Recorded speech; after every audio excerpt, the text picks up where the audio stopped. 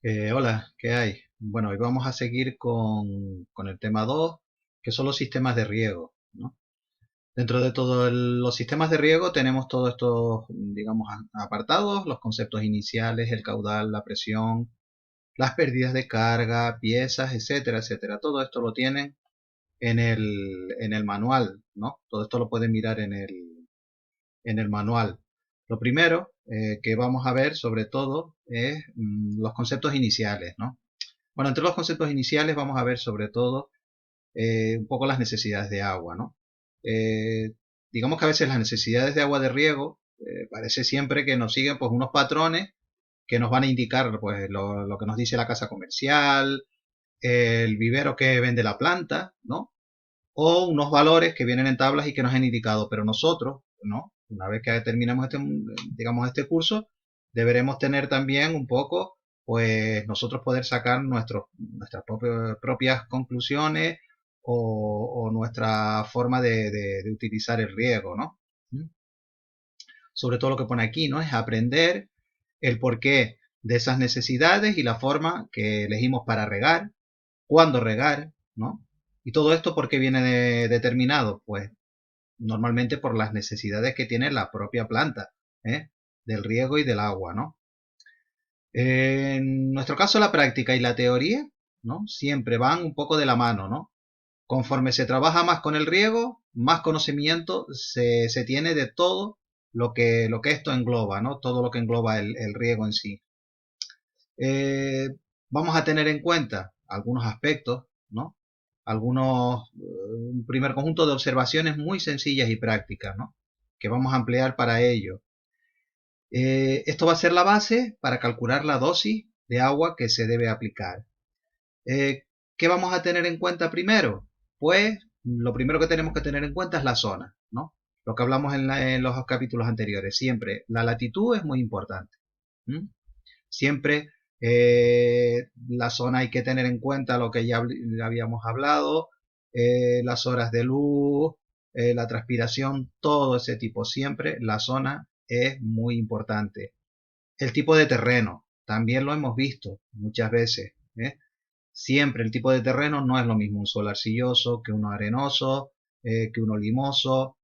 Siempre, siempre, siempre hay que tener muy en cuenta a la hora del riego, siempre hay que tener en cuenta el tipo de terreno. También si utilizamos mangueras o si utilizamos un riego automático, ¿no? No todo el mundo tiene, digamos, posibilidades económicas para tener un riego automático.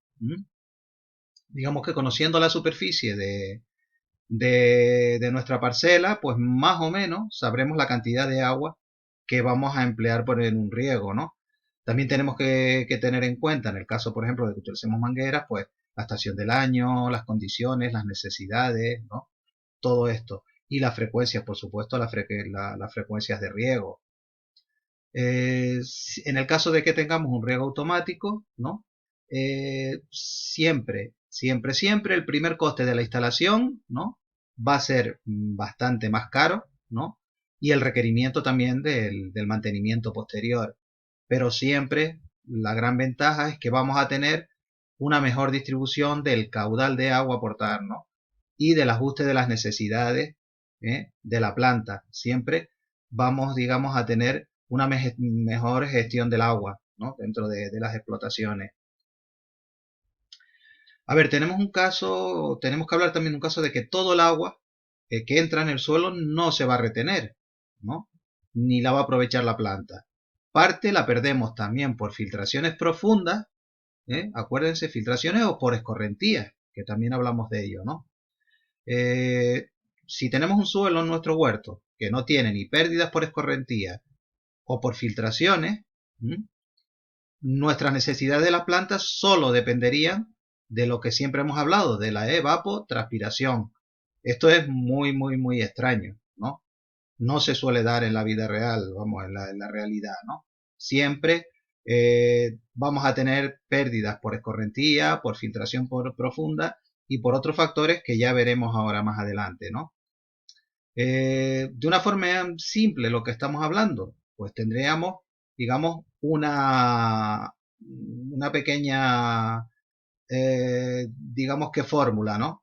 Que son necesidades netas de riego, ¿a qué sería igual?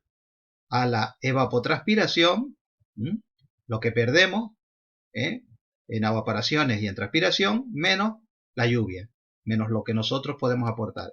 En muchos casos la lluvia, podemos hablar de lluvia, pero en realidad muchas veces lo que hablamos es de aportes externos que sería en este caso de lo que estamos hablando nosotros, pues el riego. No todo el agua que aportamos al suelo con el riego es aprovechada por la planta.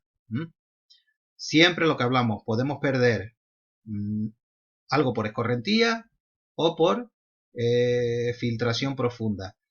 Teniendo en cuenta estos dos factores, vamos a hablar de dos conceptos que son nuevos. Uno es lo que denominamos la eficiencia de aplicación del sistema de riego y otra la fracción de lavado. Lo primero que tenemos que tener en cuenta es que los sistemas de riego nunca son totalmente eficaces, ¿no? ¿Por qué? Pues porque todo el agua que nosotros regamos no le va a llegar a las raíces. Existe un porcentaje de agua que es el que van a aprovechar las raíces, el resto lo vamos a perder. Ese agua se conoce, por eso se conoce con el nombre de eficiencia de aplicación. EA es lo que se conoce, eficiencia de aplicación. Si utilizamos un riego por goteo, pues una eficiencia de aplicación que podríamos tener está en torno a un 85-90%. En un riego por aspersión, hombre, ya nos desciende bastante, ¿no? Entre un 70, y un 80% de eficacia de aplicación. Siempre vamos a perder agua. También tenemos que tener en cuenta que el agua de riego siempre contiene sales, ¿no? Y dependiendo del agua que utilicemos, la zona y el sistema que tengamos de filtrado, también muy importante, se van a depositar en mayor o menor o mayor medida cantidad de sales en nuestro suelo. Esto también lo hemos hablado, ¿no? La acumulación de estas sales durante muchos periodos de tiempo muy largos, pueden llegar a resultar tóxicas para la planta. En los sistemas de goteo, esa acumulación de sales puede llegar a ser muy preocupante. ¿Por qué? Porque las raíces necesitan crecer. Y al estar en contacto con todas esas sales, ese crecimiento se va a ver muy perjudicado. ¿Por qué? Porque acuérdense, digamos, que los riegos por goteo lo que vamos a tener es un bulbo más pequeño que si tenemos una aspersión, un riego por aspersión, otro tipo de riego, ¿no?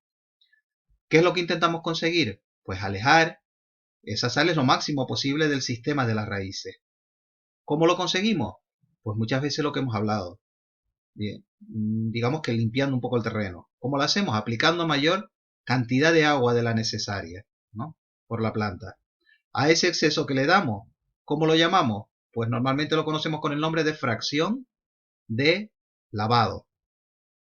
La fracción de lavado, digamos, es un exceso de agua necesaria para la planta para limpiar un poco los restos de sales que tiene el suelo, ¿no? Dentro de otro de los factores importantes que tenemos que hablar, el caudal. Yo creo que ya hemos hablado del caudal, ¿no? ¿Qué es el caudal? El caudal es la cantidad de agua que pasa por una conducción o tubería o que sale por un emisor en un tiempo determinado. Por un emisor podemos hablar, por ejemplo, pues de un gotero, ¿no?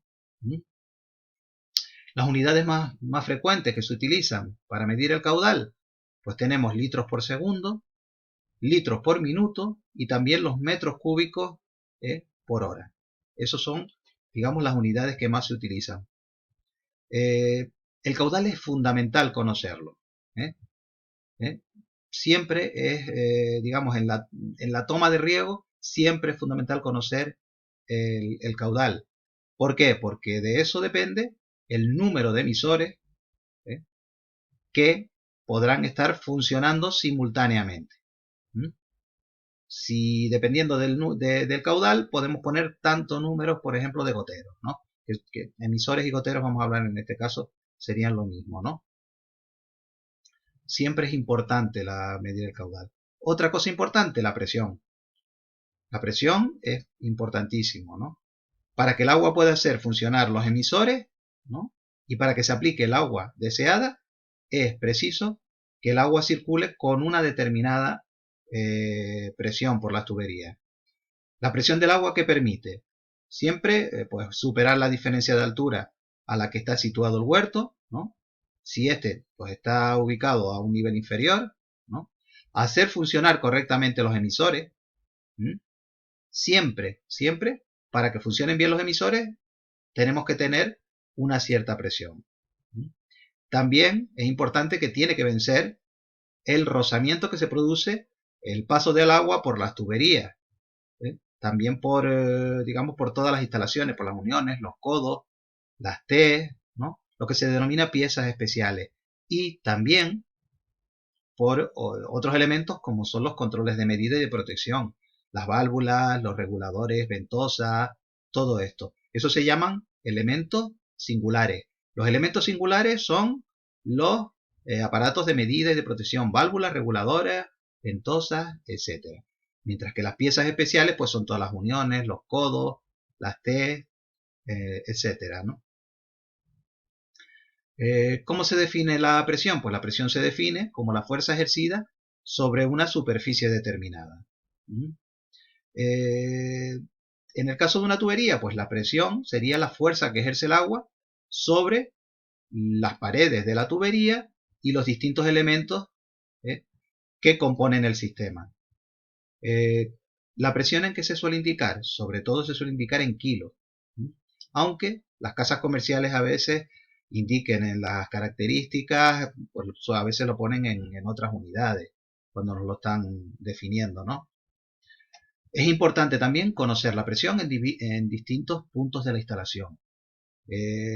Fundamentalmente a la entrada de la instalación, ¿no? Que es donde se toma, pero también debemos tenerla, digamos, a la entrada de sectores y en distintos puntos de la, digamos, del recorrido del agua. Hay que siempre que ir tomando un poco la presión. La presión se suele medir utilizando manómetros. Probablemente les voy a subir otro vídeo en lo que veremos cómo se ponen, digamos, los manómetros para medirlo a lo largo de toda la tubería. Una cosa importante, las pérdidas de carga. Las pérdidas de carga, los sistemas de riego normalmente, ¿dónde las vamos a tener? Pues en lo que hablamos antes. En la red de distribución, las tuberías, piezas especiales, lo que hablamos, válvulas, contadores, todo lo demás, ¿no? Las pérdidas de carga se expresan en unidades de presión. Normalmente lo más habitual que se utilice son los metros de columna de agua. La pérdida de carga en el sistema, ¿de qué depende? Pues normalmente depende de distintos factores. Del diámetro interior de la tubería. A menor diámetro, la pérdida de carga es mayor. La longitud de la tubería. Mayor longitud de la tubería, mayor pérdida de carga. Caudal, mayor pérdida de carga a mayor caudal. El tipo de material, PVC, todo esto tenemos, también nos influye. Y la velocidad del agua. Siendo mayor la pérdida de carga, cuanto mayor también es la velocidad. Ahora seguiremos en otro vídeo con las piezas y elementos singulares instalados en la red de riego.